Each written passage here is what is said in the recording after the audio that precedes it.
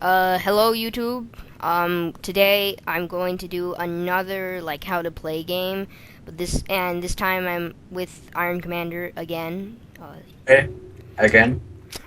So today I'm actually playing UEF, and this is going to be a game where I'm going to show how to counter the build that I just showed, because it is important when you have a build that you effectively know to how to counter it. Because if you don't know how to counter it, then someone can use your own build against you, and you will usually lose.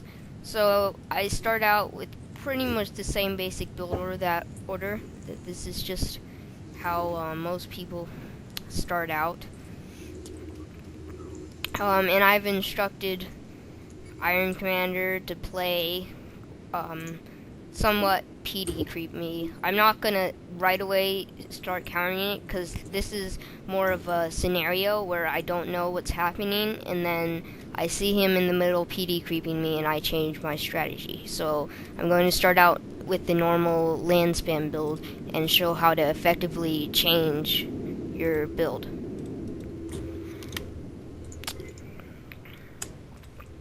So I'm starting with these upgrades. I usually like to go down this upgrade thing because I really like the artillery for your commander.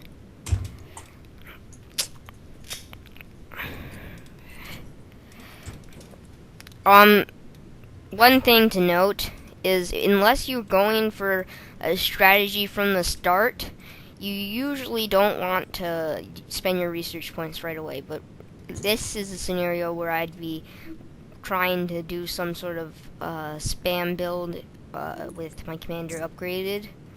So I start out with my spending my research points, but usually it's important to save your research points so you can effectively counter any builds. That's right.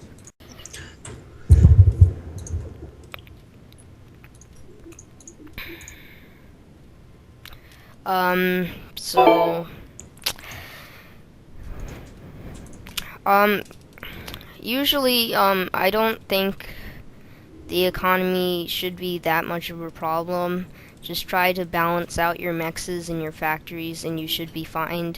Don't unless you're going to go for a really risky build. Don't build too many mexes unless you know you can hold out long enough or something. But for the most part, just stick to maybe 6 or 7 mexes to start out with, and expand later once you have a couple of factories out.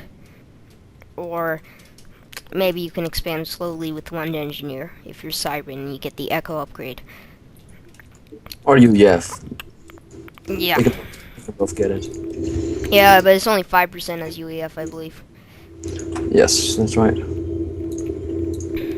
So, right now I'm getting a radar out so I can see what he's doing. It's important. As I said earlier, it's important to have a radar so you can see what's going on the map and effectively adapt your strategy. So I see that Iron Commander has several buildings in the middle area, and he is most likely sending his commander forward here.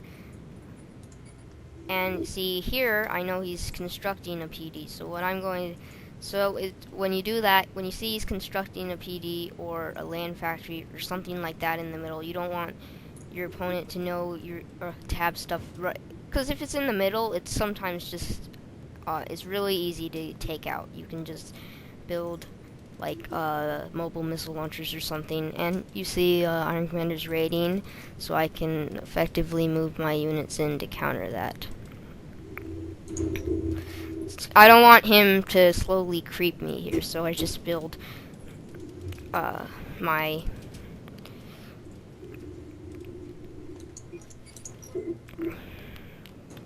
I build my mobile missile launchers. And here, Iron Commander's just trying to micro his units away, but I'm not going to let this happen in this game. I'm going to try to effectively not let him raid my stuff. Uh,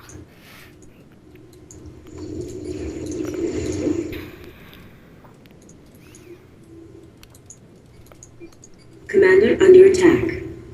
Okay, so Iron Commander is just building a solid PD line here, not letting me Commander under advance attack. any more in the middle, but he can't hold that off if you have enough meteors or mobile missile launchers.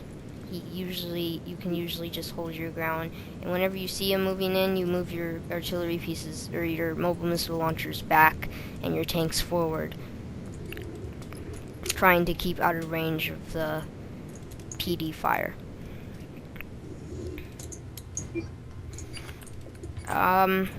So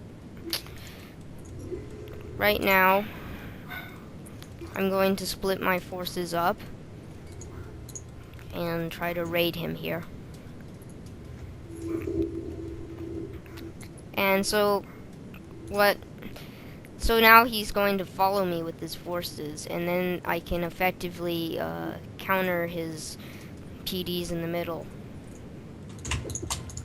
if he follows me. But if he doesn't follow me, then I can just be free to raid his base.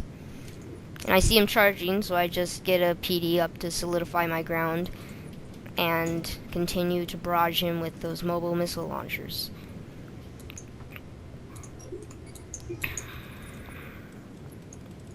Commander under attack.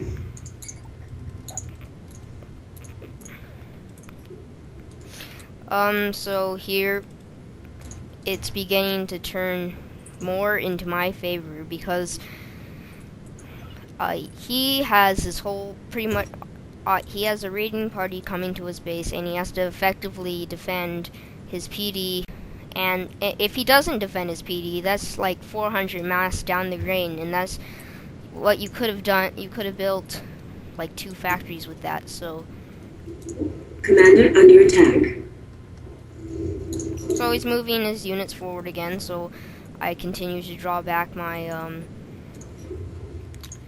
forces, and my tanks are now in his base, or pretty much in his base. I see a PD here, but I think I can effectively take this out.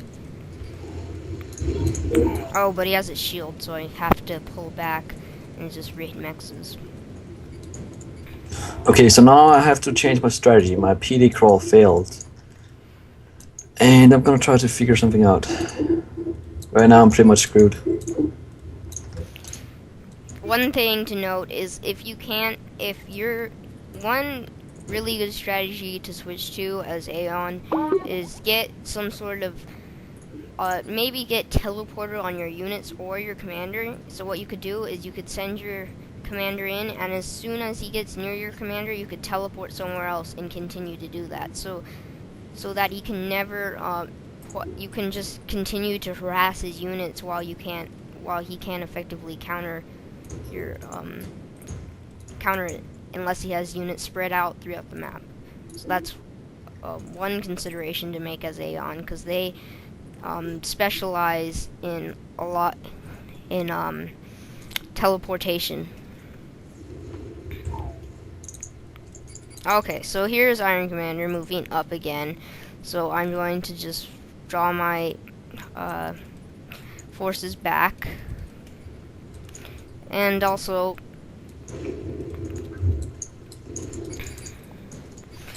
I'm not going to fully engage his tanks because in this game Aeon tanks are probably the best ground tanks in early game. They do the most damage. And the reason is because they have to counter sea invasions too, because Aeon don't have any navy. So actually right now,